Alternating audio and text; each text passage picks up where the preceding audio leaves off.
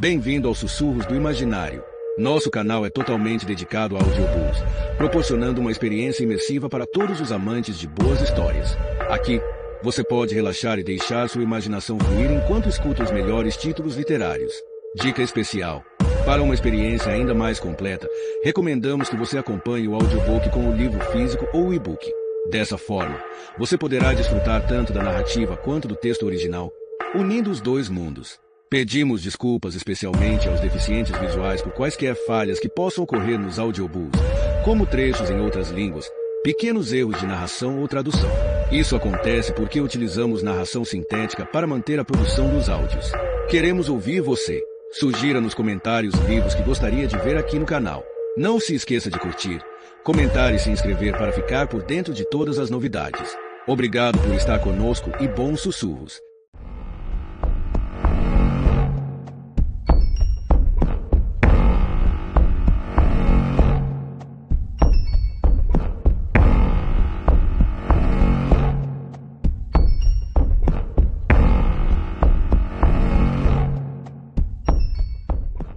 O Chamado do Cuco, escrito por J.K. Rowling pelo pseudônimo de Robert Galbraith. Prólogo. Infeliz é aquele cuja fama enobrece suas desgraças. Lúcio ACIO, Telef. O rumor na rua parecia o zumbido de moscas. Fotógrafos se agrupavam em massa atrás de barreiras patrulhadas pela polícia, suas câmeras de focinhos longos aprumadas, o hálito elevando-se como vapor. A neve caía sem parar nos chapéus e nos ombros, dedos enluvados limpavam lentes. Ocasionalmente rompiam surtos de cliques erráticos, conforme os espectadores preenchiam o tempo de espera batendo instantâneos da tenda de lona branca no meio da rua, da entrada do alto edifício de tijolos aparentes atrás dela e da sacada no último andar de onde o corpo caíra. Atrás dos paparazzi espremidos, alinhavam-se furgões brancos com enormes antenas de satélite no teto e jornalistas falando, alguns em línguas estrangeiras, enquanto operadores de som com seus fones de ouvido pairavam ao redor. Entre as gravações, os repórteres batiam os pés e esquentavam as mãos em copos de café quente da cafeteria movimentada a algumas ruas dali. Para preencher o tempo, os cinegrafistas de gorro de lã filmavam as costas dos fotógrafos, a sacada, a tenda que escondia o corpo, depois se reposicionavam para panorâmicas que englobavam o caos que explodira na sossegada e nevada rua de Mayfair, com suas fileiras de portas pretas e lustrosas emolduradas por pórticos de pedra branca e flanqueadas por arbustos de topiaria. A entrada do número 18 estava isolada com fita. Policiais, alguns peritos forenses em trajes brancos, podiam ser vislumbrados no saguão além do isolamento. As emissoras de televisão já transmitiam a notícia havia horas. Populares se agrupavam em cada extremidade da rua, mantidos ao largo por outros policiais, alguns vieram, propositalmente, para olhar, outros pararam a caminho do trabalho. Muitos erguiam celulares para tirar fotos antes de seguir adiante. Um jovem, sem saber qual era a sacada em questão, fotografou cada uma delas seguidamente, embora a do meio estivesse tomada por uma fila de arbustos bem podados, 3 globos folhosos elegantes, que mal abriam espaço para um ser humano. Um grupo de jovens trouxera flores e foi filmado entregando-as a policiais, que ainda não haviam decidido onde colocá-las e as dispuseram, constrangidos, na traseira do furgão da polícia, cientes de que as lentes das câmeras acompanhavam cada um de seus movimentos. Os correspondentes enviados por canais de notícias 24 horas mantinham um fluxo constante de comentários e especulações em torno dos poucos fatos sensacionais de que já tinham conhecimento. De sua cobertura, por volta das 2 da madrugada. A polícia foi avisada pelo segurança do prédio, mas ainda nenhum sinal de retirada do corpo, o que levou alguns a especularem, e não se sabe se ela estava sozinha quando caiu, e equipes entraram no prédio e realizaram uma busca completa. Uma luz fria banhava o interior da tenda. 2 homens estavam agachados ao lado do corpo, prontos para, enfim, transferi-lo para um saco mortuário. A cabeça da mulher sangrara um pouco na neve.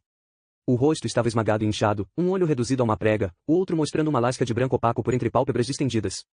Quando o top de lantejoulas que ela vestia cintilava nas leves alterações da luz, dava impressão inquietante de movimento, como se ela voltasse a respirar ou retesasse os músculos, pronta para se levantar. A neve caía com toques suaves de pontas de dedos na lona do alto. Onde está a droga da ambulância? O mau humor do inspetor detetive Roy Carver aumentava. Um homem barrigudo, com uma cara sanguínea como carne enlatada, cujas camisas em geral tinham rodelas de suor nas axilas, sua curta reserva de paciência se esgotara horas antes. Ele estava ali havia quase tanto tempo quanto o corpo, seus pés tão frios que ele não os sentia mais, e estava tonto de fome. A ambulância está a 2 minutos daqui, disse o sargento detetive Eric Vardley, respondendo involuntariamente à pergunta de seu superior ao entrar na tenda com o celular na orelha. Só estão abrindo espaço para ela. Carver grunhiu. Seu mau gênio era exacerbado pela convicção de que Vardley estava alvoroçado com a presença dos fotógrafos. De uma beleza juvenil e cabelos castanhos ondulados e bastos, agora cobertos de neve, Vardley, na opinião de Carver, demorava-se demais nas poucas incursões que fazia fora da tenda. Pelo menos esse pessoal vai sair depois que o corpo for embora, disse Vardley, ainda olhando os fotógrafos. Eles não irão embora enquanto tratarmos essa merda de lugar como cena de crime, rebateu Carver. Vardley não respondeu à provocação implícita. Carver explodiu mesmo assim. A infeliz pulou. Não tinha mais ninguém lá. Sua suposta testemunha estava entupida de cocaína e está chegando, disse Vardley, para desagrado de Carver. Voltou a escapulir da tenda para esperar a ambulância à plena vista das câmeras. A história ofuscou as notícias de política, guerras e desastres, e cada nova versão faiscava com imagens do rosto impecável da morta, seu corpo magro e esculpido. Horas depois, os poucos fatos conhecidos tinham se disseminado a milhões como um vírus, a briga pública com o namorado famoso, a ida para casa sozinha, o grito no alto e a queda definitiva e fatal. O namorado fugiu para uma clínica de reabilitação, mas a polícia continuava impenetrável. Aqueles que estiveram com ela na noite anterior à sua morte foram acossados, milhares de colunas de jornal foram ocupadas, além de horas de noticiários de TV, e a mulher que jurou ter ouvido uma segunda discussão momentos antes de o corpo cair também ficou brevemente famosa e foi recompensada com fotos menores, ao lado das imagens da linda falecida. Mas então, com um gemido quase audível de decepção, provou-se que a testemunha é mentira, e ela foi para a reabilitação, dando lugar ao famoso principal suspeito, como bonequinhos de um homem e uma mulher numa casinha do tempo que nunca podem ficar do lado de fora ao mesmo tempo. Afinal foi declarado suicídio, e a história ganhou um leve segundo fôlego depois de um hiato de aturdimento. Escreveram que ela era desequilibrada, instável, inadequada para o superestrelato em que a rebeldia e a beleza capturaram, que passará a andar com uma classe endinheirada e imoral que a corrompera, que a decadência de sua nova vida atordoou uma personalidade já frágil. Ela se tornou uma densa fábula moral de Schadenfreude, e tantos colunistas fizeram alusão a Ícaro que a revista Private Eye publicou uma matéria especial. E então, finalmente, o frenesi se esgotou a tal ponto que até mesmo os jornalistas nada mais tinham a dizer, exceto que muito já havia sido dito.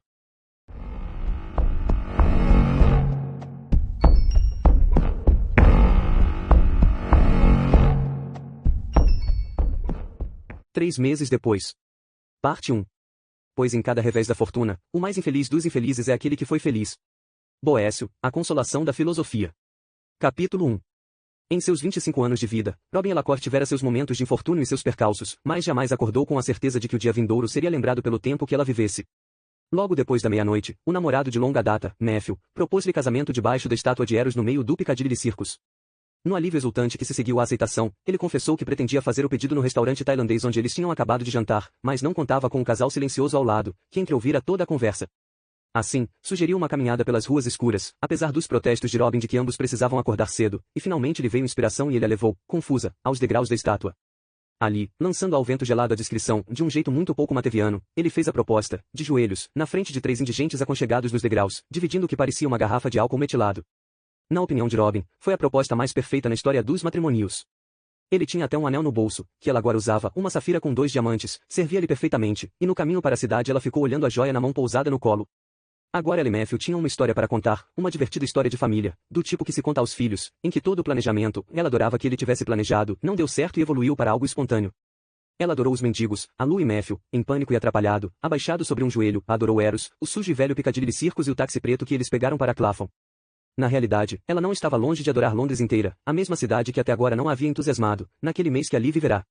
Até os passageiros pálidos e belicosos espremidos no vagão do metrô em volta dela foram iluminados pelo esplendor do anel e, ao sair para a luz do dia gelado de março na estação da Tottenham Court Road, ela afagou com o polegar a face inferior do anel de platina e experimentou uma explosão de felicidade ao pensar que poderia comprar algumas revistas de noivas na hora do almoço. Olhos masculinos se demoravam em Robin enquanto ela avançava com cuidado pelas obras no alto da Oxford Street, consultando uma folha de papel na mão direita.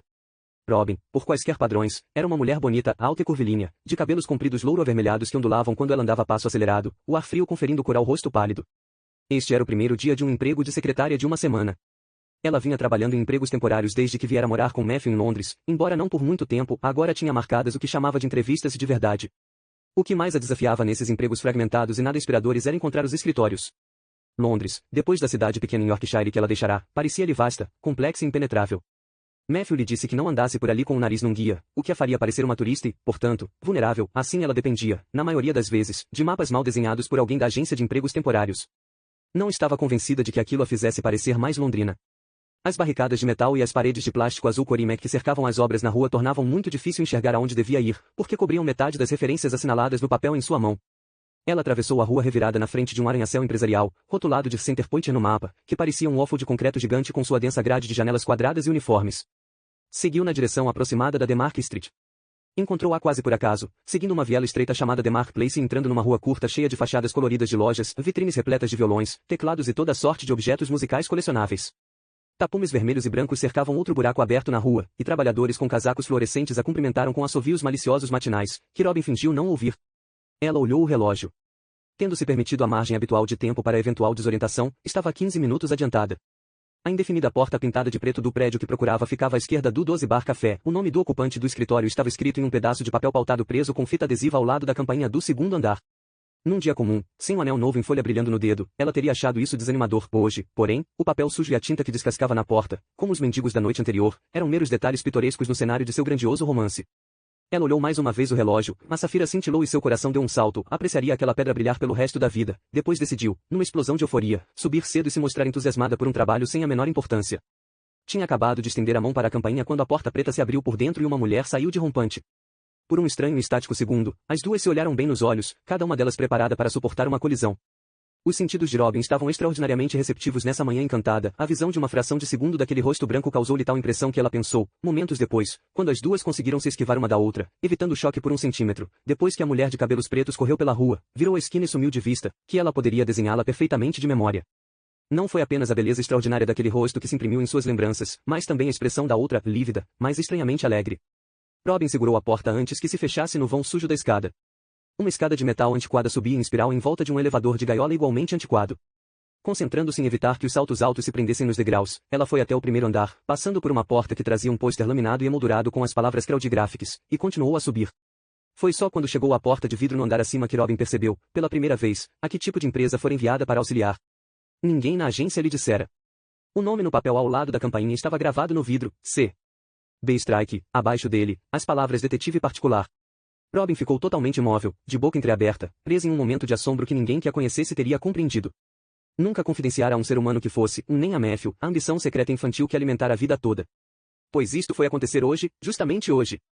Parecia uma piscadela de Deus, e isto também, de certo modo, ela relacionava com a magia do dia, com Matthew e o anel, embora, pensando bem, não tivessem relação alguma.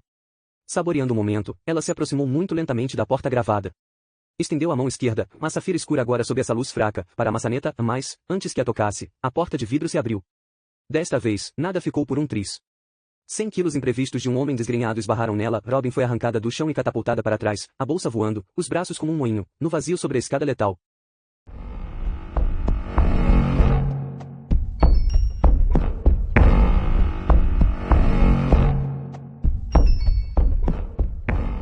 Capítulo 2. Strike absorveu o impacto, ouviu o grito agudo e reagiu por instinto, lançou um braço comprido, apanhou um punhado de roupas e carne, um segundo grito de dor ecoou pelas paredes de pedra e então, com um puxão e certa luta, conseguiu arrastar a mulher de volta à terra firme. Seus gritos ainda ecoavam nas paredes, e ele percebeu que também ele tinha berrado, meu Deus! A mulher se recurvou de dor na porta do escritório, gemendo. A julgar pelo jeito torto com que se curvava, a mão cravada sob a lapela do casaco, Strike deduziu que a salvara agarrando parte substancial de seu seio. Uma cortina grossa e ondulada de cabelo louro e brilhante escondia a maior parte do rosto corado da mulher, mas Strike via lágrimas de dor vertendo do olho exposto. Merda, desculpe. Sua voz alta reverberou pela escada. Eu não a vi. Não esperava que tivesse alguém aqui. Abaixo de seus pés, o estranho e solitário designer gráfico que ocupava um escritório gritou. O que está havendo aí? E, um segundo depois, uma reclamação abafada vinda de cima indicava que o gerente do bar do térreo, que dormia num apartamento do sótão, também tinha sido perturbado, talvez acordado, pelo barulho. Venha cá. Strike abriu a porta com a ponta dos dedos para não tocá-la acidentalmente enquanto ela se espremia na porta, e a conduziu à sua sala. Está tudo bem? Gritou, rabugento, o designer gráfico. Strike bateu a porta depois de passar. Eu estou bem. Robin mentiu numa voz trêmula, ainda arqueada com a mão no peito, de costas para ele. Depois de 1 ou 2 segundos, endireitou-se e se virou, o rosto escarlate e os olhos ainda molhados. Seu agressor acidental era imenso, a altura, o excesso geral de pelos, combinados com uma barriga que se expandia suavemente, sugeriam um urso pardo. Um dos olhos estava inchado e tinha um hematoma, a pele logo abaixo da sobrancelha cortada. Sangue coagulado se alojava em rastros de unha em relevo e de bordas brancas na bochecha esquerda e no lado direito do pescoço grosso, revelado pelo colarinho aberto e amassado da camisa. É o S. Sr. Strike? Sou. Eu sou a temporária. A o quê? A temporária. Da Temporary Solutions? O nome da agência não eliminou a expressão de incredulidade de seu rosto golpeado. Eles se encararam, aborrecidos e antagônicos. Como Robin, Cormor Strike sabia que se lembraria das últimas 12 horas como uma noite transformadora em sua vida. Agora, ao que parecia, as Parcas tinham enviado uma emissária vestida em um impermeável bege e elegante para importuná-lo com o fato de que sua vida cortejava a catástrofe. Não era para haver uma temporária. Ele pretendia que a demissão da predecessora de Robin desse um fim ao contrato. Por quanto tempo mandaram você? Uma semana a partir de hoje, disse Robin, que nunca fora recebida com tanta falta de entusiasmo. Strike fez um cálculo rápido. Uma semana a taxa exorbitante da agência impeliria ainda mais seu cheque especial para a região do irreparável, talvez fosse até a gota d'água pela qual seu principal credor insinuava constantemente esperar. Me dê licença um minutinho. Ele saiu da sala pela porta de vidro e de imediato entrou à direita, num banheiro úmido e minúsculo. Ali trancou a porta e se olhou no espelho rachado e mosqueado no alto da pia. O reflexo que o fitava não era bonito. Strike tinha a testa alta e protuberante, nariz largo e sobrancelhas grossas de um jovem Beethoven dedicado ao pugilismo, impressão realçada pelo inchaço no olho roxo. Graças ao cabelo grosso e encaracolado, elástico como um tapete, seus muitos apelidos da juventude incluíam cabeça de pentelho. Ele parecia ter mais do que os 35 anos reais. Colocando a tampa no ralo, ele encheu de água fria a pia rachada e imunda, respirou fundo e mergulhou inteiramente a cabeça latejante. A água deslocada foi derramada em seus sapatos, mas ele a ignorou em troca do alívio de 10 segundos de quietude gelada e cega. Palpitavam por sua mente imagens díspares da noite anterior, esvaziando 3 gavetas de pertences numa bolsa de viagem enquanto Charlotte gritava com ele, o cinzeiro atingindo na sobrancelha quando ele olhou da porta, o percurso a pé pela cidade escura até seu escritório, onde dormiu na cadeira da mesa por 1 ou 2 horas. Depois a cena final e vulgar, quando Charlotte o perseguiu de manhã bem cedo, para cravar aquelas últimas bandeirilhas que esquecera de fincar antes de ele sair de seu apartamento, sua decisão de deixá-la ir quando, depois de arranhar seu rosto, ela saiu correndo pela porta, e depois, aquele momento de desvario em que ele partiu atrás dela, uma perseguição que terminou com a rapidez com que começou, com a intervenção involuntária desta mulher descuidada e inútil, que ele foi obrigado a salvar e acalmar. Ele emergiu da água fria com um ofegar e um grunhido, o rosto e a cabeça agradavelmente entorpecidos e formigando. Com a toalha de textura de papelão que ficava pendurada atrás da porta, secou-se e olhou novamente o reflexo carrancudo. Parecia que os arranhões, sem o sangue, não passavam de marcas de um travesseiro amarfanhado. A essa altura, Charlotte teria chegado ao metrô. Um dos pensamentos loucos que o impeliram a ir atrás dela foi o medo de que se jogasse nos trilhos. Uma vez, depois de uma briga particularmente violenta quando eles tinham 20 e poucos anos, ela subiu em um telhado, onde oscilou como bêbada, jurando pular. Talvez ele devesse ficar feliz porque a Temporary Solutions o obrigara a abandonar a perseguição. Talvez não houvesse como reverter a cena das primeiras horas daquela manhã. Desta vez, parecia ter acabado. Afastando o colarinho molhado do pescoço, Strike puxou o ferrolho enferrujado e saiu do banheiro, voltando pela porta de vidro. Uma britadeira começou a trabalhar na rua. Robin estava diante da mesa, de costas para a porta, passava a mão na frente do casaco enquanto ele voltava à sala, e Strike sabia que ela massageava o seio de novo. Você está bem? Perguntou Strike, com o cuidado de não olhar o local da lesão. Estou bem. Olha, se não precisa de mim, vou embora, disse Robin com dignidade. Não, de maneira alguma, disse uma voz emitida pela boca de Strike, embora ele a ouvisse com repulsa. Uma semana, Zé, vai ficar tudo bem. A correspondência está aqui, e ele a pegou no capacho enquanto falava e a espalhou na mesa vazia diante dela, uma oferta conciliatória. Pois é, se puder abrir isso, atender ao telefone, dar uma arrumada geral. A senha do computador é a Teril 23, vou anotar, e ele anotou, sob o olhar cauteloso e desconfiado de Robin. Pronto, estarei ali. Ele entrou na sala interna, fechou a porta com cuidado e se postou imóvel, olhando a bolsa de viagem debaixo da mesa vazia. Continha tudo o que possuía, porque ele duvidava de que um dia veria novamente os 9/10 de seus pertences que tinha deixado na casa de Charlotte. Provavelmente deviam desaparecer lá pela hora do almoço, incendiados, largados na rua, retalhados e amassados, mergulhados em alvejante. A britadeira batia incansavelmente na rua. E agora a impossibilidade de pagar sua dívida gigantesca, as consequências pavorosas que acompanhariam o fracasso iminente de seus negócios, a sequência avultante, desconhecida, mas inevitavelmente horrível, de sua separação de Charlotte, na exaustão de Strike, a infelicidade de tudo isso parecia empinar numa espécie de caleidoscópio de terror. Mal tendo consciência de que se mexia, ele se viu de volta à cadeira em que passará a última parte da noite. Do outro lado da divisória insubstancial, vinham os ruídos abafados de movimento. A Temporary Solutions sem dúvida ligara o computador e logo descobriria que ele não havia recebido um único e-mail relacionado a trabalho em 3 semanas. E então, a pedido dele, ela começaria a abrir todos os ultimatos. Exausto, dolorido e com fome, Strike baixou a cara na mesa de novo, cobrindo olhos e ouvidos nos braços que a cingiam, para não ter de escutar enquanto sua humilhação era desnudada na sala ao lado por uma estranha.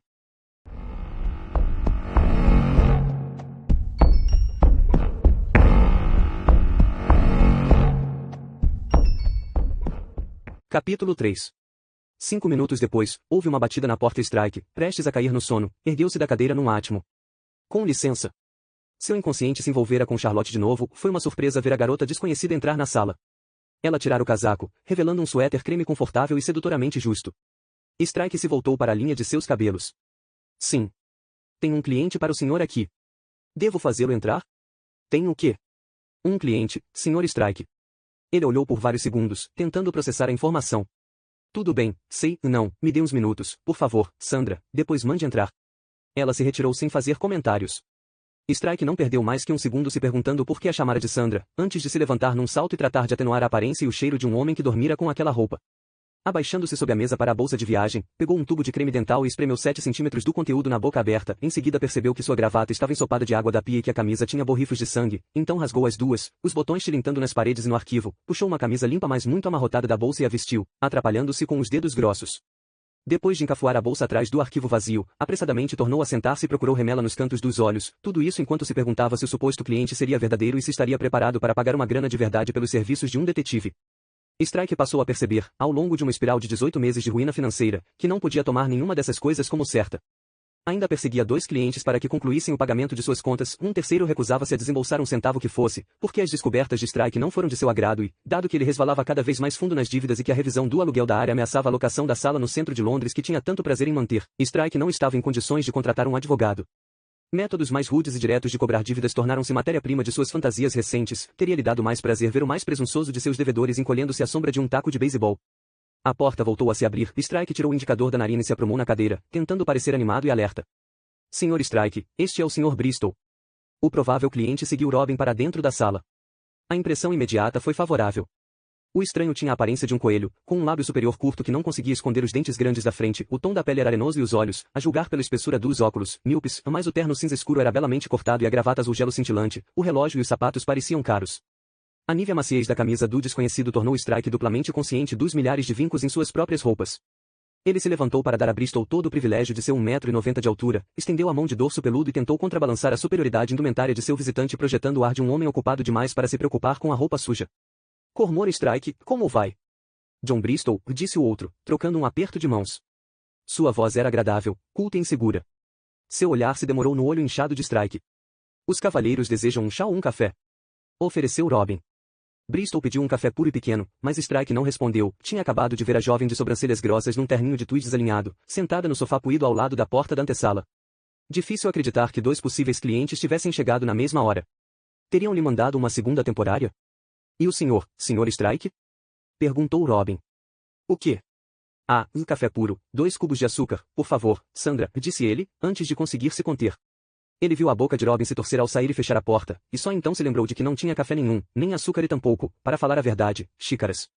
Sentando-se a convite de Strike, Bristol olhou o escritório desleixado com o que Strike receou ser decepção. O provável cliente parecia nervoso do jeito culpado que Strike passou a associar com maridos desconfiados, entretanto aferrava-se a ele um leve ar de autoridade, transmitido principalmente pelo preço evidentemente alto de seu terno. Strike perguntou-se como Bristol o encontrara. Era difícil conseguir negócios boca a boca quando sua única cliente, como a própria regularmente dizia soluçando ao telefone, não tinha amigos. O que posso fazer pelo senhor, Sr. Bristol? Perguntou ele, de volta à sua cadeira.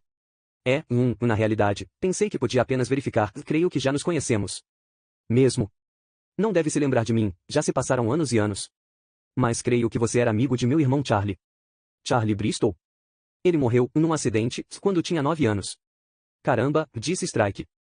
Charlie, sim, eu me lembro. E ele se lembrava perfeitamente. Charlie Bristol foi um dos muitos amigos que Strike colecionou durante sua infância complicada e peripatética. Um menino atraente, rebelde e impulsivo, líder da turma mais bacana da escola de Strike em Londres, Charlie deu uma olhada no enorme menino novo com o forte sotaque da Cornualha e o nomeou seu melhor amigo e braço direito. Seguiram-se 2 vertiginosos meses de amizade íntima e mau comportamento. Strike, que sempre fora fascinado pelo funcionamento tranquilo das casas das outras crianças, com suas famílias mentalmente sãs e bem organizadas e os quartos que eles podiam ter por anos e anos, tinha uma lembrança nítida da casa de Charlie, grande e luxuosa. Havia um longo gramado ensolarado, uma casa de árvore e limonada gelada servida pela mãe de Charlie. E então veio o horror sem precedentes do primeiro dia de volta às aulas depois do feriado de Páscoa, quando a professora lhes disse que Charlie nunca mais voltaria, que estava morto, que tinha ido de bicicleta pela beira de uma pedreira durante suas férias no país de Gales. Ela era uma vaca velha e má, aquela professora, e não resistiu ao impulso de dizer à turma que Charlie, como eles deviam se lembrar, sempre desobedecia aos adultos, tinha sido expressamente proibido de andar de bicicleta perto da pedreira, mas foi assim mesmo, talvez para se exibir, mas ela foi obrigada a parar naquele ponto, porque 2 menininhas na fila da frente estavam aos prantos. Daquele dia em diante, Strike viu a cara do menino louro e sorridente despedaçando-se sempre que ele olhava ou imaginava uma pedreira. Não ficaria surpreso se cada integrante da antiga turma de Charlie Bristol tivesse o mesmo medo permanente do grande poço escuro, da queda abrupta e da pedra implacável. Sim, eu me lembro de Charlie, disse ele. O pomo de Adão de Bristol subiu e desceu um pouco. Sim. É seu nome, entenda. Lembro-me com tanta clareza de Charlie falando sobre você, nas férias, nos dias antes de morrer, meu amigo Strike, Cormor Strike. É incomum, não? De onde vem Strike, sabe dizer? Nunca vi em lugar algum. Bristol não era a primeira pessoa que Strike conhecia que se prenderia a qualquer assunto procrastinatório, o clima, o imposto sobre veículos, suas preferências por bebidas quentes, para adiar a discussão do que o levará ao escritório. Soube que tem alguma coisa a ver com milho, disse ele, dosagem de milho. É mesmo? Nada a ver com pancadas ou greves. Ah, não. Bem, como vê, quando eu procurava alguém para me ajudar neste assunto e vi seu nome na lista, o joelho de Bristol começou a se sacudir. Talvez possa imaginar ora, como me pareceu, um sinal. Um sinal de Charlie. Dizendo que eu tinha razão. Seu pomo de Adão subiu e desceu quando ele engoliu em seco. Tudo bem. Strike falava com cautela, na esperança de que ele não o tomasse por um médium. É minha irmã, entenda, disse Bristol. Muito bem. Ela está com algum problema? Ela morreu. Strike conseguiu se conter e não falar. Como é, ela também? Eu sinto muito, disse ele com cuidado. Bristol aceitou as condolências com uma inclinação rápida da cabeça. E isto não é fácil. Primeiramente, deve saber que minha irmã era Lula Landry. A esperança, tão brevemente reerguida pela novidade de que ele podia ter um cliente, tombou lentamente como uma lápide de granito e bateu com um golpe agonizante nas entranhas de Strike. O homem sentado diante dele era um delirante, se não verdadeiramente insano. Era uma impossibilidade semelhante à existência de dois flocos de neve idênticos que este homem de cara leporina e cor de soro de leite pudesse ter brotado do mesmo pool genético da beleza bronzeada, lapidada e jovem que fora Lula Landry. Meus pais a adotaram, disse Bristol mansamente, como se soubesse o que Strike pensava. Todos nós somos adotivos. Aham. Strike tinha uma memória excepcionalmente acurada, pensando naquela casa imensa e organizada, e nos hectares resplandecentes de jardim. Ele se lembrou de uma mãe loura e lânguida presidindo a mesa de piquenique, da voz grave e distante de um pai intimidador, de um irmão mais velho mal-humorado beliscando o bolo de frutas, Charlie fazendo a mãe rir com suas palhaçadas, mas não de uma garotinha. Você não teria conhecido Lula, continuou Bristol, mais uma vez como se Strike tivesse expressado seus pensamentos em voz alta. Meus pais só a adotaram depois da morte de Charlie. Lula tinha 4 anos quando veio para nós, ficou num orfanato por alguns anos. Eu tinha quase 15. Ainda me lembro de ficar na porta da frente e ver meu pai carregando-a para cima. Ela estava com um chapeuzinho de tricô vermelho. Minha mãe ainda o tem. E de súbito, surpreendentemente, John Bristol explodiu em prantos.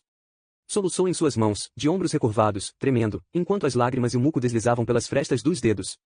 Sempre que parecia ter se imposto algum controle, mais soluços brotavam. Desculpe, meu Deus. Ofegante soluçando, ele passou um lenço em chumaço por baixo dos óculos, tentando recuperar o domínio de si. A porta da sala se abriu e Robin entrou, trazendo uma bandeja. Bristol virou a cara, seus ombros se erguiam e tremiam.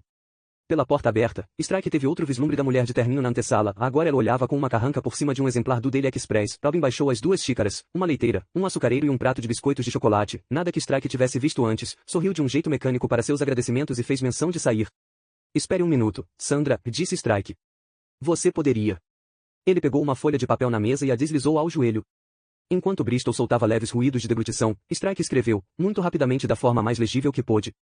Por favor, procure Lula Landry no Google e descubra se foi adotada e, se foi, por quem. Não fale disto com a mulher lá fora, o que ela está fazendo aqui. Escreva as respostas às perguntas anteriores e me traga, sem dizer o que descobriu. Ele entregou a folha de papel a Robin, que a pegou sem dizer nada e saiu da sala. Desculpe, e eu peço 1000 desculpas. Bristol arquejava quando a porta se fechou. Isto é, e eu não costumo, tive de voltar ao trabalho, ver clientes, e ele respirou fundo várias vezes. Com os olhos rosados, a semelhança com um coelho albino ficou acentuada. Seu joelho direito ainda se sacudia. Tem sido uma época pavorosa, sussurrou ele, respirando fundo. Lula, e minha mãe morrendo, a boca de Strike salivava diante da visão dos biscoitos de chocolate, porque ele não comia nada pelo que pareciam dias, mas sentia que não seria nada simpático começar a lanchar enquanto Bristol se sacudia, fungava e enxugava os olhos. A britadeira ainda martelava na rua feito uma metralhadora. Ela desistiu completamente desde a morte de Lula. Seu câncer devia estar em remissão, mas voltou, e disseram que não havia mais nada a fazer. Quer dizer, esta é a 2ª vez.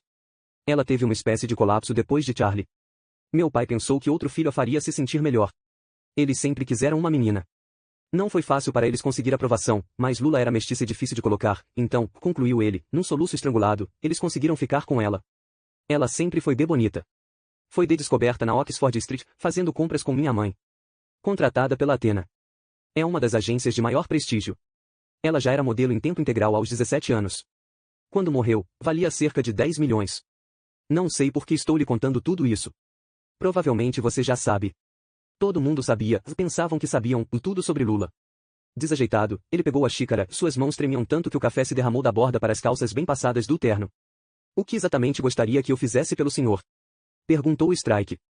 Bristol recolocou a xícara na mesa e entrelaçou firmemente as mãos. Dizem que minha irmã se matou. Não acredito nisso. Strike se lembrava das imagens na televisão, o saco mortuário preto numa maca, bruxuleando numa tempestade de flashes de câmeras ao ser levado para uma ambulância, os fotógrafos espremendo-se em volta quando a ambulância partia, levantando as câmeras para as janelas escurecidas enquanto luzes quicavam no vidro preto. Ele sabia mais da morte de Lula Landry do que pretendia ou queria saber, o mesmo poderia ser dito de quase todo ser senciente da Grã-Bretanha. Bombardeada com a história, a pessoa se interessa a contragosto e, antes que se dê conta, está tão bem informada, tão cheia de opiniões sobre o caso que teria sido desqualificada a se sentar num banco de jurados. Não houve um inquérito. Sim, mas o detetive encarregado do caso estava convencido desde o início de que foi suicídio, apenas porque Lula tomava lítio. As coisas que ele deixou passar, e eles até localizaram algumas na internet. Bristol apontou um dedo despropositado para a mesa despojada de Strike, onde deveria haver um computador. Uma batida descuidada e a porta se abriu. Robin entrou, entregou a Strike um bilhete dobrado e se retirou. Pode me dar licença? Disse Strike. Estava esperando por essa mensagem. Ele abriu o bilhete no joelho, para que Bristol não pudesse ver pelo verso, e leu: Lula Landry foi adotada por Sir Alec Lady Yvette Bristol quando tinha 4 anos. Foi criada como Lula Bristol, mas assumiu o nome de solteira da mãe quando começou a carreira de modelo. Tinha um irmão mais velho chamado John, que é advogado. A mulher na antessala é namorada do Sr. Bristol e secretária em sua firma. Eles trabalham para Landry, Mann, Patterson, a firma criada pelo avô materno de Lula e John. A foto no site de John Bristol na LMP é idêntica ao homem com quem está falando. Strike amassou o bilhete e o largou no cesto de lixo a seus pés. Estava abalado. John Bristol não era um fantasista, e parecia que ele, Strike, tinha recebido a secretária temporária com mais iniciativa e melhor ortografia que jamais conhecera. Desculpe, continue, disse ele a Bristol. Estava me falando do inquérito. Sim. Bristol passou levemente o lenço molhado na ponta do nariz. Bem, não estou negando que Lula tinha problemas. Ela fez da vida da minha mãe um inferno, para ser sincero. Começou mais ou menos na época da morte de meu pai, deve saber de tudo isso. Deus sabe que há muito sobre o assunto na imprensa, e mais foi expulsa da escola por se envolver com drogas, fugiu de Londres, minha mãe a encontrou morando em péssimas condições com viciados, as drogas exacerbaram os problemas mentais, ela fugiu de um centro de tratamento, foram cenas e dramas intermináveis.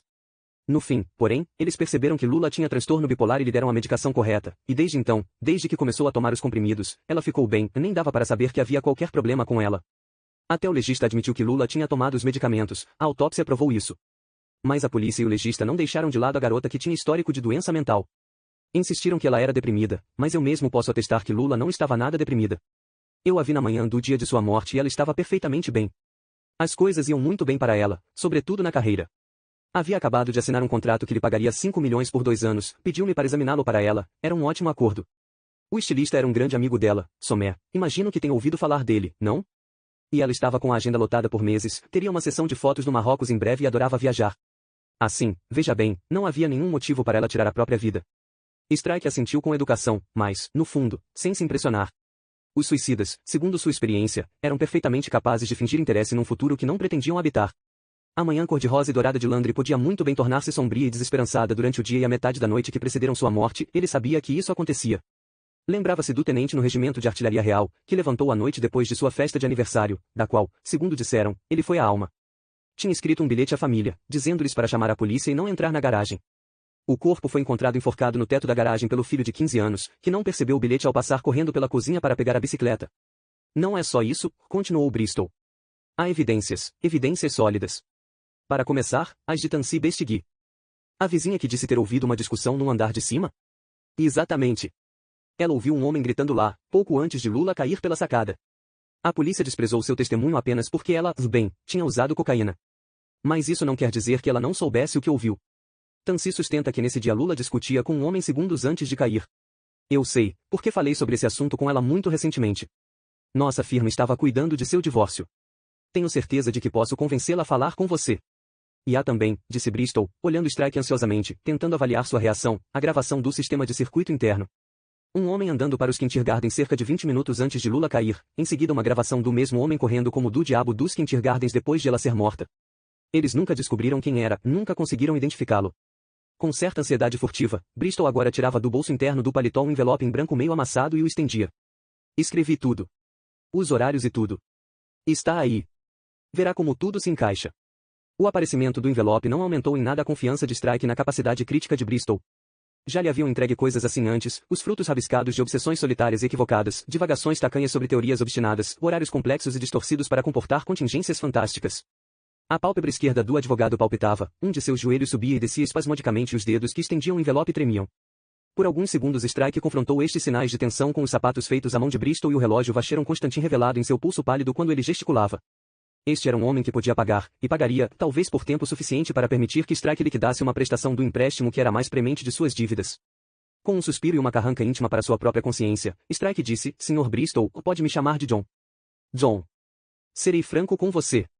Não acho que seria direito aceitar seu dinheiro.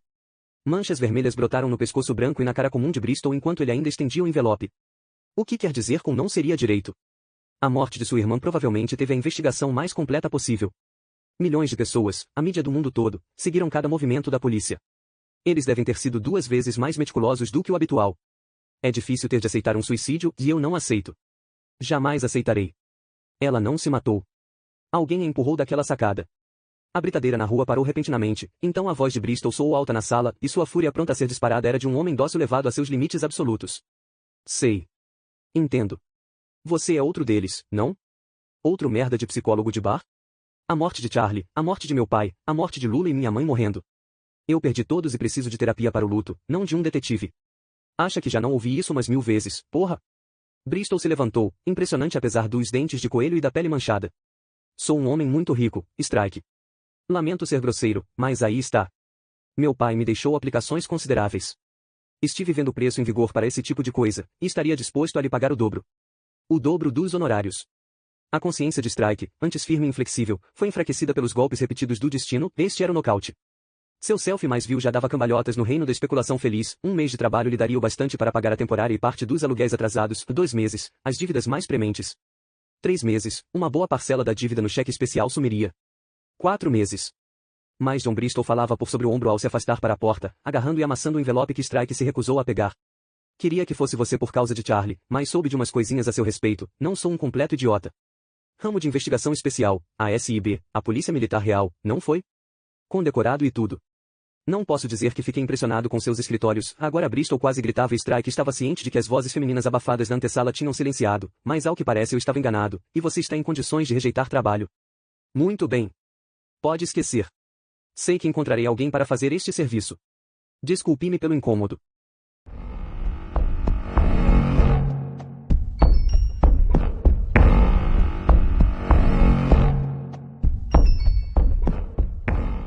Capítulo 4.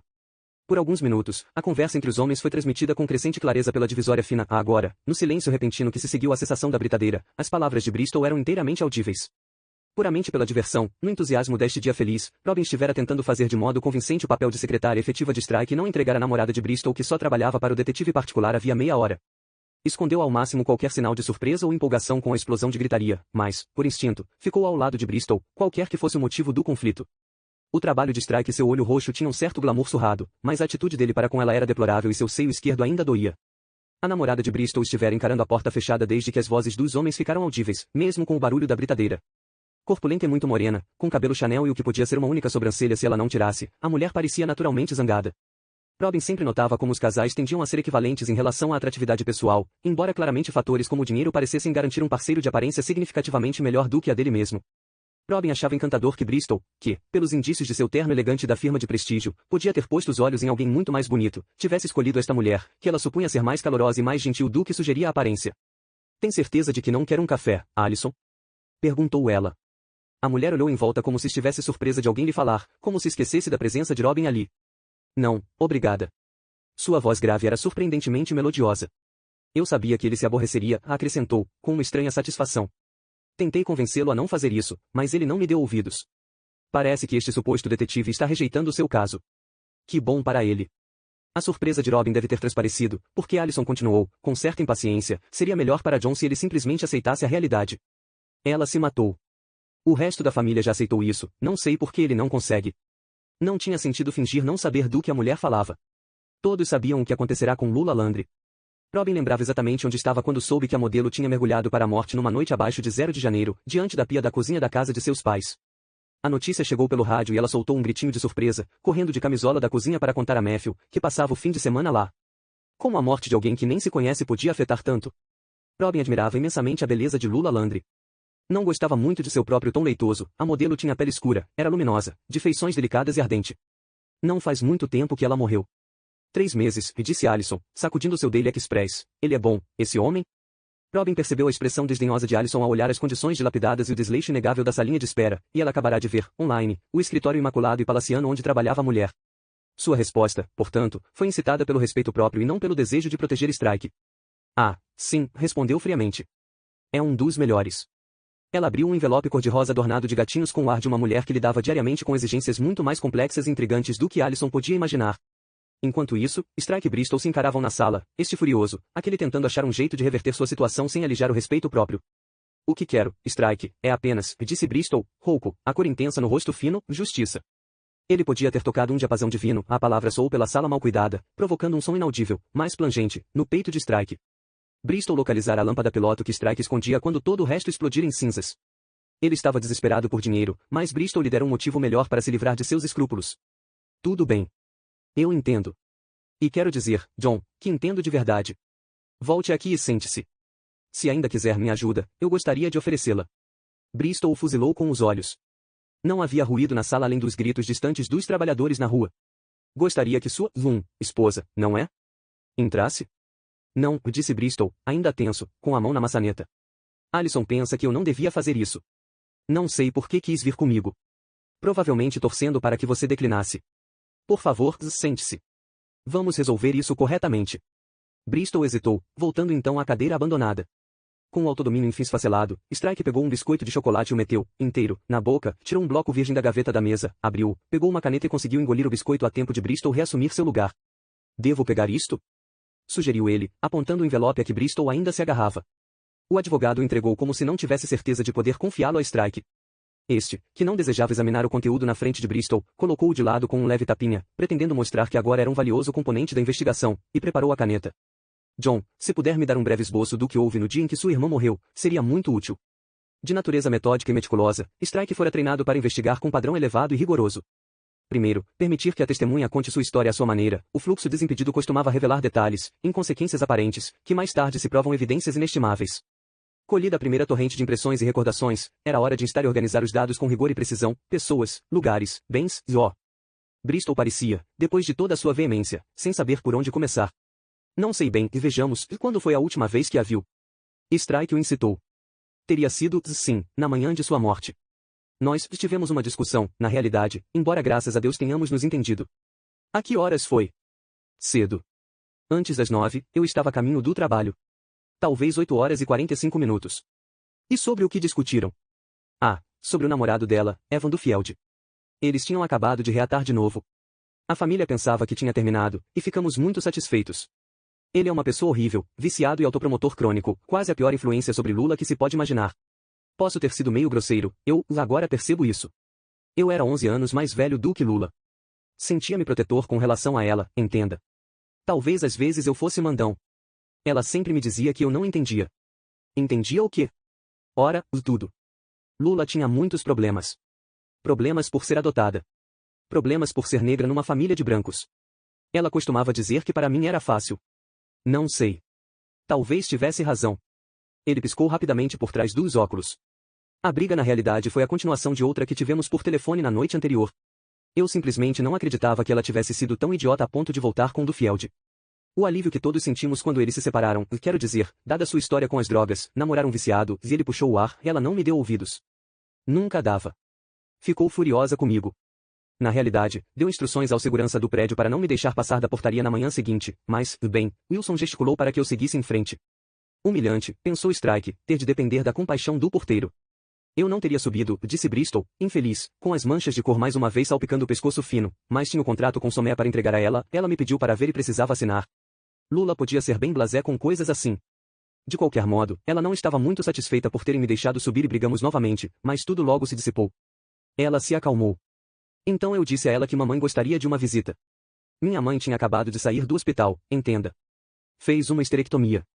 Lula disse que podia dar uma passada para vê-la mais tarde, na casa dela, mas que não sabia bem. Tinha coisas a fazer. Bristol respirou fundo, seu joelho direito voltou a se sacudir e as mãos de nós grossos se esfregavam uma na outra. Não quero que pense mal dela.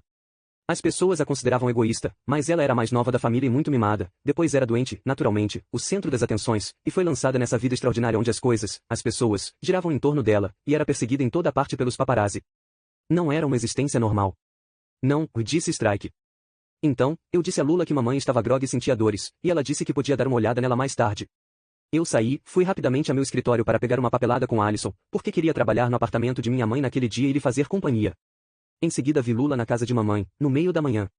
Ela se sentou com mamãe por um tempo no quarto até que meu tio chegou de visita, depois deu uma passada no escritório onde eu estava trabalhando, para se despedir. Ela me abraçou antes de... A voz de Bristol falhou e ele baixou os olhos para o colo. Mais café. Sugeriu Strike. Bristol meneou a cabeça abaixada. Para lhe dar um momento para se recompor, Strike pegou a bandeja e levou para a antessala. A namorada de Bristol levantou a cabeça do jornal, carrancuda, quando Strike apareceu. Terminaram? Perguntou ela. Evidentemente não, respondeu Strike, sem se esforçar para abrir um sorriso. Ela olhou feio enquanto ele se dirigia a Robin. Posso tomar outra xícara de café? Robin se levantou e pegou a bandeja dele em silêncio. John precisa voltar ao escritório às 10h30, Allison informou a Strike numa voz um tanto mais elevada. Precisaremos sair no máximo em 10 minutos. Terei isso em mente, garantiu Strike mansamente, antes de voltar à sua sala, onde Bristol estava sentado como que em oração, de cabeça baixa nas mãos entrelaçadas. Desculpe, murmurou ele, enquanto Strike voltava a se sentar. Ainda é difícil falar nisso. Não tem problema. Strike pegou o bloco novamente. Então Lula foi ver sua mãe? A que horas foi isso? Lá pelas 11. Está tudo no inquérito o que ela fez depois disso. Pediu ao motorista para levá-la a uma boutique de que gostava e voltou para casa, onde tinha a hora marcada com uma maquiadora que conhecia e a amiga Ciara Porter, que se juntou a ela ali. Deve ter visto Ciara Porter, ela é modelo. Muito loura. Elas foram fotografadas juntas como anjos, você deve ter visto, nuas, a não ser por bolsas de mão e asas. Somé usou a foto em sua campanha publicitária depois da morte de Lula. Comentaram que era de mau gosto. Então Lula e Ciara passaram a tarde juntas no apartamento de Lula, depois saíram para jantar, onde se encontraram com Dufiel e algumas outras pessoas. O grupo todo foi para Uzi, a boate, e ali ficaram até depois da meia-noite. Em seguida, Dufiel e Lula discutiram. Muita gente viu. Ele a tratou com certa grosseria, tentou fazê-la ficar, mas ela saiu da boate sozinha. Todos pensaram que tinha sido ele, depois, mas por acaso ele tem um álibi forte. Esclarecido pelo testemunho do traficante dele, não foi? Perguntou Strike, ainda escrevendo. Sim, exatamente. E então Lula voltou para casa lá pela 1h20. Foi fotografada entrando. Deve se lembrar dessa foto. Depois apareceu em todo canto. Strike se lembrava, uma das mulheres mais fotografadas do mundo, de cabeça baixa, ombros arriados, olhos pesados e braços cruzados, virando a cara para os fotógrafos. Depois que o veredicto de suicídio foi claramente estabelecido, a foto assumiu um aspecto macabro, a rica e linda jovem, a menos de uma hora de sua morte, tentando esconder sua desventura das lentes que ela cortejava e que adoravam tanto. Os fotógrafos costumavam ficar na frente do prédio? Sim, em especial se soubessem que ela estava com Dufield, ou se quisessem tirar uma foto de seu retorno embriagada. Mas naquela noite eles não estavam ali por causa dela. Um rapper americano devia chegar e ficar no mesmo prédio, Deb Mack é o nome dele. A gravadora alugou o apartamento abaixo do dela. Por acaso ele nunca apareceu, porque, com a polícia pelo prédio todo, era mais fácil para ele ir para um hotel. Mas os fotógrafos que perseguiram o carro de Lula quando ela saiu da Uzi se juntaram àqueles que esperavam por Mack na frente do edifício, então formou uma boa multidão deles perto da entrada, embora todos tivessem se dispersado pouco depois de ela entrar. De algum modo eles tiveram a dica de que Mack ainda demoraria umas horas para aparecer. Era uma noite amargamente fria. Nevava. Estava abaixo de zero. Então a rua estava vazia quando ela caiu. Bristol piscou e tomou outro gole do café, e Strike pensou nos paparazzi que saíram antes de Lula cair da sacada. Imagine, pensou ele, o que teria rendido uma foto de Landry mergulhando para a morte, o suficiente para se aposentar, talvez. John, sua namorada disse que você precisa estar em algum lugar às 10h30. O quê? Bristol pareceu voltar a si. Olhou o relógio caro e arquejou. Meu Deus do céu, não sabia que estava aqui há tanto tempo. Mas, e agora? Perguntou ele, um tanto aturdido. Vai ler minhas anotações? Sim, claro, garantiu Strike, e ligarei daqui a alguns dias quando tiver feito algum trabalho preliminar. Espero ter muitas outras perguntas então. Muito bem. Bristol levantou-se estupefato. Tome, aqui está meu cartão. E como gostaria de receber?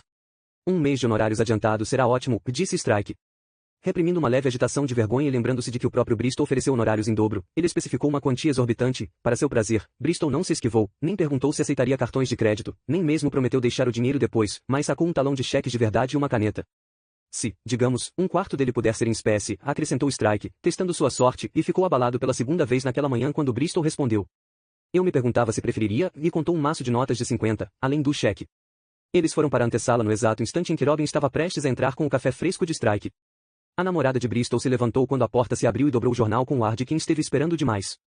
Era quase tão alta quanto Bristol, de complexão larga, com uma expressão carrancuda e mãos grandes e masculinas. Então concordou em fazer, não foi? Perguntou ela a Strike. Ele teve a impressão de que ela pensava que ele estava se aproveitando do namorado rico. E muito possivelmente tinha razão. Sim, John me contratou, respondeu ele. Ah, bom, disse ela, sem a menor cortesia. Está satisfeito, espero, John.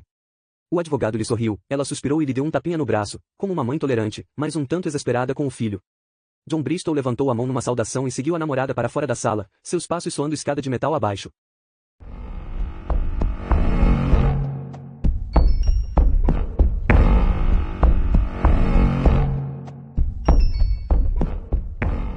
Capítulo 5. Strike voltou a Robin, que se sentara ao computador. Seu café estava ao lado das pilhas de correspondência bem organizadas em fila na mesa ao lado dela. Obrigado, disse ele, tomando um gole, e pelo bilhete. Por que você é temporária? Como assim? Perguntou ela, mostrando desconfiança. Você conhece bem a ortografia. Pega tudo muito rápido. Mostra a iniciativa e de onde vieram as xícaras e a bandeja. O café e os biscoitos. Peguei emprestado com o Sr. Crowdy. Disse a ele que devolveríamos na hora do almoço. Senhor quem? Crowdy, o homem do andar de baixo. O designer gráfico. E ele deixou que você trouxesse? Sim, disse ela, meio na defensiva. Eu pensei que, depois de oferecer café a um cliente, devíamos providenciá-lo. O uso do plural parecia um leve tapa na moral de Strike. Bom, foi de uma eficiência além de qualquer coisa que a Temporary Solutions tenha mandado para cá antes, pode acreditar. Desculpe por insistir em chamá-la de Sandra, ela foi a última garota. Qual é o seu nome? Robin. Robin, repetiu ele.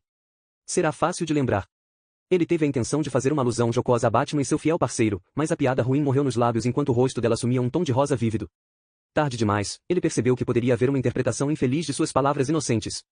Robin girou a cadeira para o monitor do computador, e assim só o que Strike podia ver era a beira de um rosto em brasa.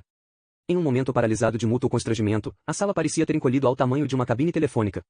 Vou sair por um tempinho, disse Strike, baixando o café praticamente intocado, e andou como um caranguejo para a porta, pegando sobretudo no gancho atrás dela.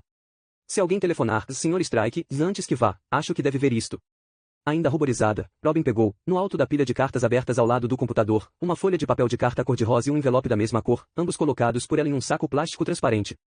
Strike notou seu anel de noivado quando ela lhe estendeu as coisas. É uma ameaça de morte. Ah, sim, disse Strike. Não há por que se preocupar. Chega mais ou menos uma a cada semana. Mas, é um ex-cliente insatisfeito.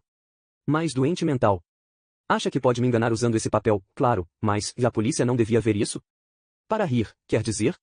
Não é engraçado, é uma ameaça de morte. Strike percebeu então por que ela colocará, com o envelope, no saco plástico. Ele ficou levemente comovido. Basta arquivar com as outras. Ele apontou os arquivos no canto. Se ele quisesse me matar, já teria feito alguma coisa. Vai encontrar cartas de 6 meses ali em algum lugar. Algum problema em segurar o forte enquanto estou fora? Vou dar meu jeito, respondeu Robin, e ele achou graça do seu tom irritado e de sua óbvia decepção por ninguém procurar as digitais na ameaça de morte cheia de gatinhos. Se precisar de mim, o número de meu celular está nos cartões na primeira gaveta. Tudo bem. Ela não olhou para ele, nem para a gaveta. Se quiser sair para almoçar, fique à vontade. Tem uma chave sobressalente na mesa em algum lugar. Tudo bem. Até mais, então. Ele parou pouco depois da porta de vidro, na soleira do minúsculo banheiro úmido. A pressão em suas entranhas estava ficando dolorosa, mas ele sentia que a eficiência de Robin, sua preocupação impessoal com sua segurança, tornava-a meritória de certa consideração. Resolvendo esperar até chegar ao pub, Strike desceu a escada. Na rua, ele acendeu um cigarro, entrou à esquerda e passou pelo 12 Bar Café, fechado, subiu a viela estreita da Demark Place, passou por uma vitrine cheia de violões multicoloridos e paredes cobertas de folhetos esvoaçantes, longe do martelar incessante da britadeira. Contornando o entulho e os destroços da rua ao pé de Center Point, ele passou por uma gigantesca estátua dourada de Fred Mercury postada na entrada do Dominion Theatre do outro lado da rua, de cabeça baixa, um punho erguido, como um deus pagão do caos.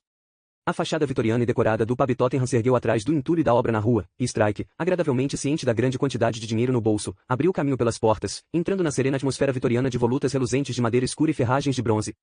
Suas meias divisórias de vidro fosco, as banquetas de couro envelhecido, os espelhos do bar cobertos de dourado, os muitos querubins e chifres falavam de um mundo confiante e ordenado que formava um contraste satisfatório com a rua arruinada. Strike pediu um pinte de um bar e levou para o fundo do pub quase deserto, colocando o copo numa mesa alta e redonda, sob a espalhafatosa cúpula de vidro no teto, e foi diretamente para o toalete, que tinha um forte cheiro de urina. 10 minutos depois e sentindo-se consideravelmente reconfortado, Strike tinha bebido um terço do copo, que aprofundava o efeito anestésico de sua exaustão. A cerveja da Cornualha tinha gosto de lar, paz e segurança muito perdidos. Bem à frente dele, havia uma pintura grande e borrada de uma donzela vitoriana, dançando com rosas nas mãos. Brincando timidamente a olhá-lo por uma chuva de pétalas, os seios enormes guarnecidos de branco, ela era tão diferente de uma mulher real como a mesa em que pousava o copo, ou o obeso de rabo de cavalo que manejava as bombas no bar. E agora os pensamentos de Strike voltavam a Charlotte, que sem dúvida alguma era real, bonita, perigosa como uma raposa encurralada, inteligente, às vezes engraçada e, nas palavras do mais antigo amigo de Strike, fodida até a medula. Será que desta vez realmente chegará ao fim? Embalado no cansaço, Strike recordou as cenas da noite anterior e desta manhã. Enfim, ela fez algo que ele não podia perdoar, e a dor, sem dúvida, seria torturante depois de passado o efeito do anestésico, mas nesse meio tempo havia certos aspectos práticos a serem enfrentados. Foi no apartamento de Charlotte que eles moraram, sua casinha de 2 andares cara de estilo na Holland Park Avenue, o que significava que ele, desde as 2 horas da madrugada, era um sem-teto voluntário. Bluey, venha morar comigo. Pelo amor de Deus, você sabe que faz sentido. Pode economizar dinheiro enquanto monta seu negócio e eu posso cuidar de você. Não devia ficar sozinho enquanto está em recuperação. Bluey, não seja bobo, e ninguém nunca o chamaria de Bluey de novo. Bluey morreu. Era a primeira vez em seu longo e turbulento relacionamento que ele saía. Por 3 vezes, foi Charlotte que desistira. Havia uma consciência inconfessa entre eles, sempre, de que se um dia ele fosse embora, se um dia ele decidisse que bastava, a separação seria de uma ordem inteiramente diferente de todas aquelas que ela instigou, nenhuma das quais, embora dolorosas e conturbadas, definitivas. Charlotte não descansaria até que o magoasse o quanto pudesse como retaliação. A cena feita de manhã, quando ela o seguiu até seu escritório, sem dúvida foi um mero antegozo do que se desenrolaria nos meses, até anos futuros. Ele nunca conheceu ninguém com tanto apetite pela vingança. Strike mancou até o balcão, pediu um segundo pinte e voltou à mesa para uma reflexão mais sombria. Abandonar Charlotte o deixou à beira da verdadeira penúria. Ele estava tão profundamente endividado que só John Bristol era o que havia entre ele e um saco de dormir numa porta. Na realidade, se Gillespie cobrasse o empréstimo que compunha a calção pela sala de Strike, este não teria alternativa a não ser dormir ao relento. Só estou ligando para saber como vão as coisas, Sr. Strike, porque a parcela deste mês ainda não chegou. Podemos esperar que venha nos próximos dias?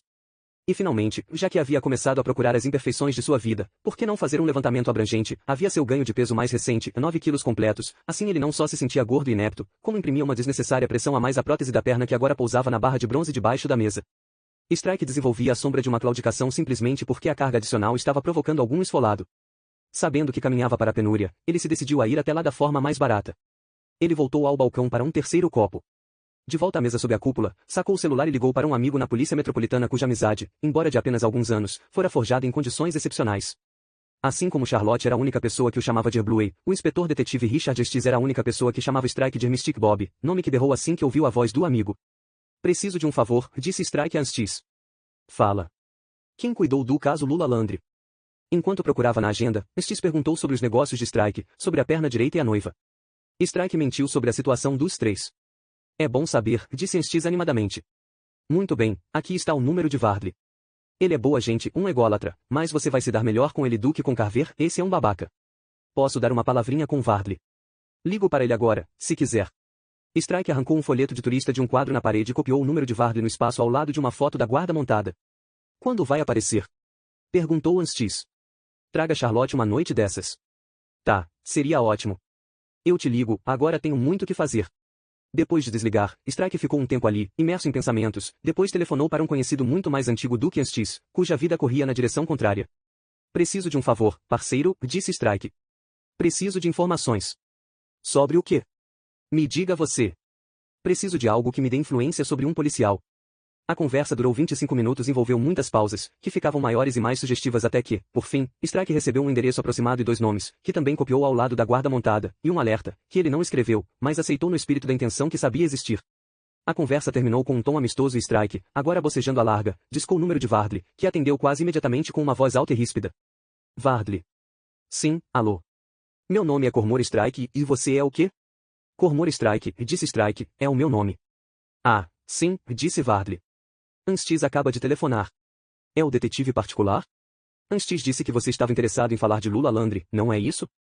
Sim, estou, repetiu Strike, reprimindo outro bocejo ao examinar os painéis pintados do teto, bacanais que se tornavam, conforme ele olhava, um festim das fadas, sonhos de uma noite de verão, um homem com uma cabeça de burro.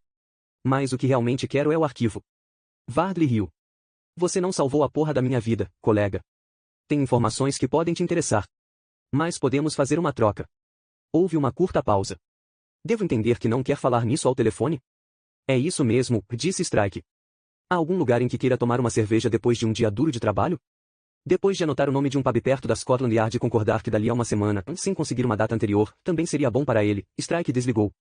Nem sempre foi assim. Alguns anos atrás, ele conseguia a aquiescência de testemunhas e suspeitos, era como Vardley, um homem cujo tempo tinha mais valor do que a maioria daqueles com quem ele convivia, e que decidia quando, onde e como aconteceriam longas entrevistas. Como Vardley, ele não precisava de farda e estava constantemente revestido pelo caráter oficial e pelo prestígio. Agora, era um manco de camisa amassada, regateando com velhos conhecidos, tentando fazer acordos com policiais que antigamente ficavam felizes em receber seus telefonemas. Babaca, disse Strike em voz alta, fazendo eco no copo. O terceiro pins desceu com tanta facilidade que quase não restou nada no fundo. Seu celular tocou, olhando a tela, ele viu o número do escritório. Sem dúvida Robin queria lhe dizer que Peter Gillespie estava atrás de dinheiro. Ele deixou que ela caísse na caixa postal, esvaziou o copo e saiu. A rua estava iluminada e fria, a calçada molhada e as poças intermitentemente prateadas enquanto as nuvens deslizavam pelo sol. Strike acendeu outro cigarro ao passar pela porta de entrada e ficou fumando na soleira do Tottenham, vendo os trabalhadores que andavam em volta do buraco na rua. Cigarro terminado, partiu pela Oxford Street para matar tempo até que a Temporary Solutions tivesse ido embora e ele pudesse dormir em paz.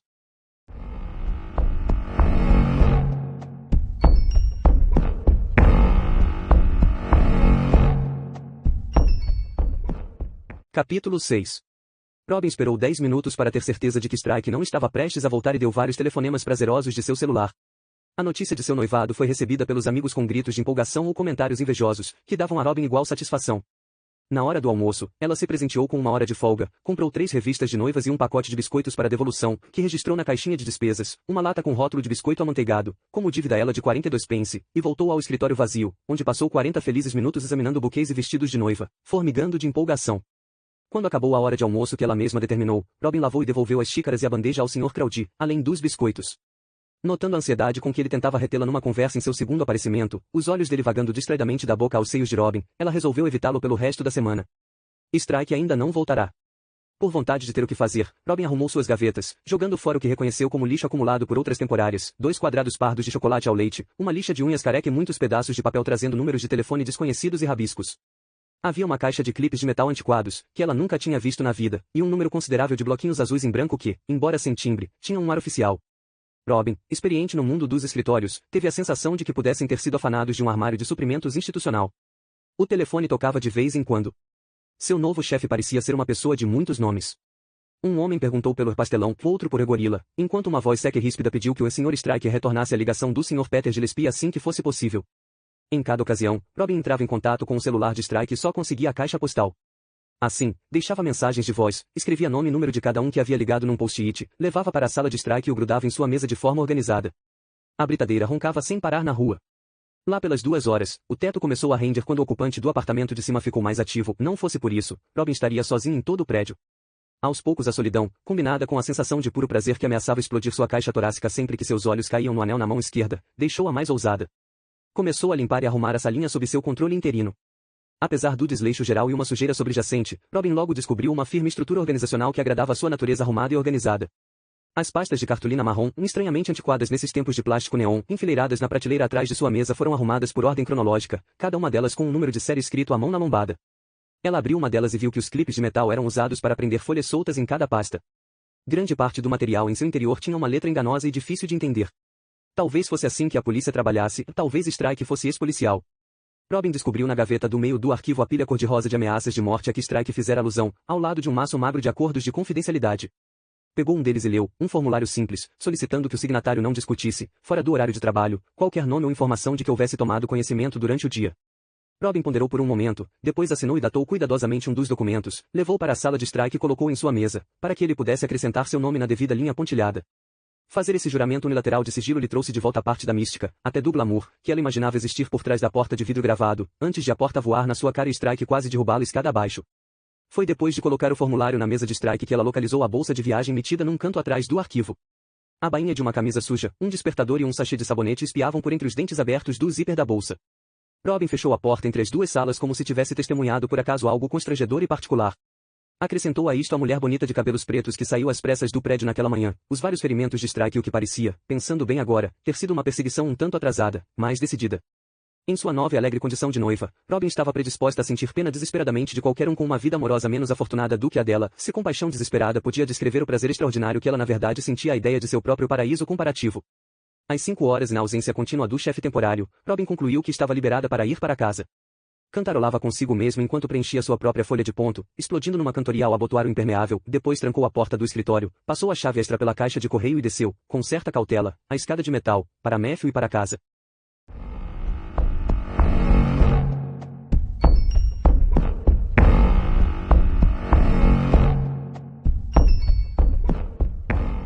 Capítulo 7.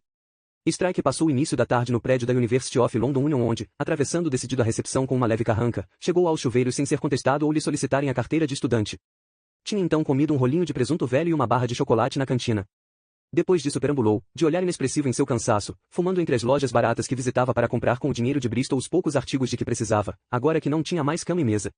No final da tarde viu-se intocado num restaurante italiano, com várias caixas grandes encostadas no fundo, ao lado do balcão, prolongando ao máximo a cerveja até se esquecer um pouco do motivo para matar o tempo.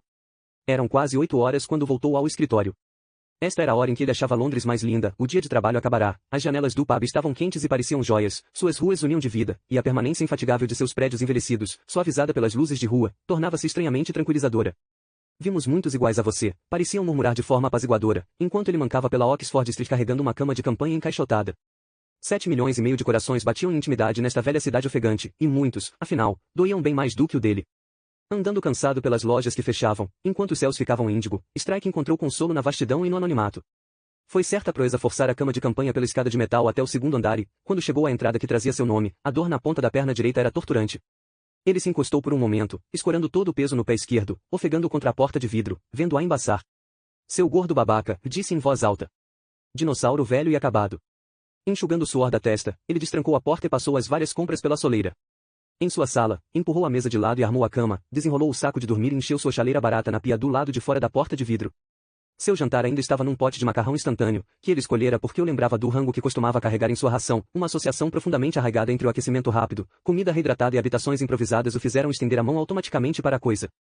Quando a chaleira ferveu, ele colocou água no pote e comeu a massa reidratada com um garfo de plástico que pegou na cantina da ULU, sentando-se na cadeira do escritório, olhando a rua quase deserta abaixo, o trânsito que roncava ao crepúsculo no final da rua, ouvindo a pancada decidida de um baixo 2 andares abaixo, no 12 Bar Café. Strike já dormira em lugares piores. Houve o chão de pedra de um estacionamento de vários andares em Angola e a siderúrgica bombardeada onde tinham erguido barracas e acordavam tossindo fuligem preta pela manhã, e, pior de tudo, o dormitório úmido da comunidade em Norfolk a qual sua mãe o arrastara com uma de suas meias irmãs quando eles tinham respectivamente 8 e 6 anos. Ele se lembrava da calma desconfortável dos leitos hospitalares em que se deitou por meses, dos vários imóveis invadidos, também com sua mãe, e dos bosques enregelantes em que acampou nos exercícios militares. Embora a cama de campanha parecesse básica e nada convidativa sob uma única lâmpada nua, era um luxo se comparada com todos eles. O ato de comprar o necessário, e de definir o fundamental para si mesmo, levou Strike de volta ao familiar estado marcial de fazer o que era preciso, sem questionar nem reclamar. Ele jogou fora o pote de macarrão instantâneo, acendeu a luz e se sentou à mesa, onde Robin passará a maior parte do dia. Enquanto montava os componentes preliminares de um novo arquivo, a pasta de capa de cartolina, o papel em branco e um clipe de metal, o bloco em que registrara a entrevista com Bristol, o folheto de Tottenham, o cartão de Bristol, ele notou a nova arrumação nas gavetas, a falta de poeira no monitor do computador, a ausência de copos vazios e lixo, o leve cheiro de desinfetante Pledge. Um tanto intrigado, abriu a caixinha de despesas e viu ali, na letra nítida e redonda de Robin, a nota segundo a qual ele lhe devia 42 pence pelos biscoitos de chocolate. Strike pegou na carteira 40 das libras que Bristol lhe dera e depositou na lata, pensando melhor, contou 42 pence em moedas e colocou por cima. Em seguida, com uma das esferográficas que Robin tinha arrumado na primeira gaveta, Strike escreveu, com fluência e rapidez, começando pela data. As anotações da entrevista de Bristol ele arrancou e prendeu separadamente na pasta, as medidas que tomara até agora, inclusive os telefonemas antes e a Vardley, foram anotados, seus números preservados, mais os detalhes de seu outro amigo, que lhe deu os nomes e endereços úteis, não foram arquivados. Enfim, Strike deu a seu novo caso um número de série, que escreveu, junto com a legenda morte súbita, Lula Landry, na lombada, antes de guardar a pasta em seu lugar na extremidade direita da prateleira.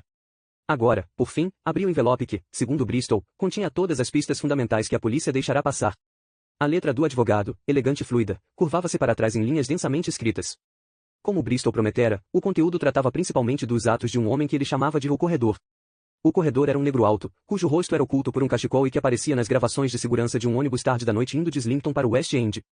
Tinha embarcado nesse ônibus cerca de 50 minutos antes de Lula Landry morrer. Em seguida foi visto em gravações de circuito interno feitas em Mayfair, andando na direção da casa de Landry, a 1h39 da manhã. Ele parou na câmera e pareceu consultar uma folha de papel, possível endereço ou informações, acrescentar a Bristol prestativamente em suas anotações, antes de sair de vista. A gravação feita pelo mesmo circuito de câmeras de vigilância mostrava brevemente o corredor disparando de volta às 2h12 e saindo de vista. Um segundo negro também correndo, possível vigia? Interrompido num roubo de carro? Alarme de carro disparou perto da esquina nesse horário, escrevera Bristol. Por fim havia uma gravação de circuito interno de um negro com forte semelhança com o corredor andando por uma rua perto da Grayson Square, vários quilômetros dali, na manhã da morte de Landry. Rosto ainda escondido, anotou Bristol. Strike parou para esfregar os olhos, estremecendo por ter se esquecido de que um deles estava machucado. Agora se encontrava naquele estado zonzo e irrequieto que significava verdadeira exaustão. Com um suspiro longo e grunhido, ele refletiu sobre as anotações de Bristol, um punho cabeludo segurando a caneta pronta para tomar suas próprias notas. Bristol podia interpretar a lei sem paixão e com objetividade na firma que lhe fornecia os cartões de apresentação elegantes e em relevo, mas o conteúdo deste envelope meramente confirmava a opinião de Strike de que a vida pessoal de seu cliente era dominada por uma obsessão injustificável. Qualquer que fosse a origem das preocupações de Bristol com o corredor, fosse porque ele acalentava um medo secreto daquele bicho-papão urbano, o negro criminoso, ou por outro motivo mais pessoal e mais profundo, era impensável que a polícia não tivesse investigado o corredor e seu companheiro, possivelmente vigia, possivelmente ladrão de carros, e era certo que tinha um bom motivo para excluí-lo como suspeito. Bocejando à larga, Strike virou a segunda página das anotações de Bristol. À 1h45, Derek Wilson, segurança de serviço na portaria à noite, sentiu-se mal e foi ao banheiro dos fundos, onde permaneceu por cerca de 15 minutos. Por 15 minutos antes da morte de Lula, portanto, o saguão de seu prédio ficou deserto e alguém pode ter entrado e saído sem ser visto. Wilson só saiu do banheiro depois que Lula caiu, quando ouviu os gritos de Tansy Bestigui. Esta janela de oportunidade bate exatamente com a hora em que o corredor teria chegado ao número 18 da Kintyre Gardens, se tivesse passado pela câmera de segurança no cruzamento da Alderbrook com a Bellamir Road a 1h39. E como, resmungou Strike, massageando a testa, ele enxergou pela portaria, para saber que o guarda estava na privada. Falei com Derek Wilson, que ficou feliz em ser entrevistado. E aposto que você pagou por isso, pensou Strike, notando o número do telefone do segurança abaixo dessas palavras conclusivas. Ele baixou a caneta com a qual pretendia acrescentar suas próprias anotações e prendeu com um clipe na pasta os apontamentos de Bristol. Depois apagou a luz da mesa e mancou para urinar no banheiro úmido do andar. Depois de escovar os dentes na pia rachada, trancou a porta de vidro, ajustou o despertador e se despiu. Ao brilho de neon do poste da rua, Strike desfez as tiras da perna protética, soltando o adducto dolorido, removendo o forro de gel que tinha se tornado um amortecedor inadequado contra a dor. Deitou a perna postiça ao lado do celular que recarregava, manobrou para seu saco de dormir e se deitou com as mãos na nuca, olhando o teto. Agora, como ele temia, a pesada fadiga do corpo não era suficiente para aquietar sua mente acesa. A velha infecção estava ativa de novo, atormentando-o, arrastando-o com ela. O que ela estaria fazendo agora? Na noite da véspera, num universo paralelo, ele morava em um belo apartamento numa parte muito desejável de Londres, com uma mulher que fazia cada homem que deitava os olhos nela tratar Strike com uma espécie de inveja incrédula. Por que não vem morar comigo? Ah, pelo amor de Deus, Bluey, não faz sentido? Por que não? Ele sabia, desde o comecinho, que era um erro. Eles já haviam tentado, e toda vez fora mais calamitosa do que a anterior. Estamos noivos, pelo amor de Deus, por que não mora comigo? Ela dissera coisas que deviam ser provas de que, no processo de quase perdê-lo para sempre, ela havia mudado irrevogavelmente tanto quanto ele, com sua perna e meia. Não preciso de aliança. Não seja ridículo, Bluey. Você precisa de todo o seu dinheiro para o negócio novo. Ele fechou os olhos. Não poderia haver retorno para esta manhã. Ela mentira com frequência demasiada, sobre algo sério demais. Mas ele repassou tudo, como um cálculo que tinha resolvido havia muito tempo, temeroso de ter cometido algum erro elementar. Aflitivamente, acrescentou as constantes mudanças de horário, a recusa em marcar hora com farmacêutico ou médico, a fúria com a qual ela reagia a qualquer pedido de esclarecimento, depois o anúncio súbito de que tinha acabado, sem um tico de prova de que fosse para valer. Junto com qualquer outra circunstância suspeita, havia o conhecimento que muito lhe custou da mitomania da mulher, sua necessidade de provocar, de insultar, de testar. Não se atreva a me investigar, porra. Não se atreva a me tratar como um soldadinho drogado. Não sou uma merda de caso a ser resolvido, você devia me amar e não aceita minha palavra nem mesmo nisso, e mais as mentiras que ela contava se entremeavam no tecido de seu ser, de sua vida, e assim, viver com ela e amá-la, aos poucos, era ser enredado nelas, brigar com ela pela verdade, lutar para manter um pé na realidade. Como pode ter acontecido que ele, que desde sua juventude mais extrema sentia a necessidade de investigar, ter certeza, arrancar a verdade dos menores enigmas, como é possível que tenha se apaixonado tanto e por tanto tempo por uma mulher que contava mentiras com a facilidade com que outras respiravam? Acabou, disse ele a si mesmo. Tinha de acontecer. Mas ele não queria contar antes e não suportaria contar a ninguém, ainda não. Tinha amigos por toda Londres que o receberiam de bom grado e ansiosamente em suas casas, que abririam os quartos de hóspedes e suas geladeiras, ávidos por se condoer e ajudar. O preço de todas essas camas confortáveis e refeições caseiras, porém, seria se sentar à mesas de cozinha, depois que as crianças limpas e de pijama estivessem na cama, e reviver a batalha final e suja com Charlotte, submeter-se à solidariedade ultrajada e à piedade das namoradas e esposas dos amigos. A isto, ele preferia a solidão severa, um pote de macarrão instantâneo e um saco de dormir. Ele ainda sentia o pé ausente, amputado de sua perna 2 anos e meio antes. Estava ali, sob o saco de dormir, podia flexionar os dedos desaparecidos, se quisesse. Apesar de exausto, ele levou algum tempo para dormir completamente. Quando conseguiu, Charlotte entrou e saiu de cada sonho, linda, vituperiosa e assombrada.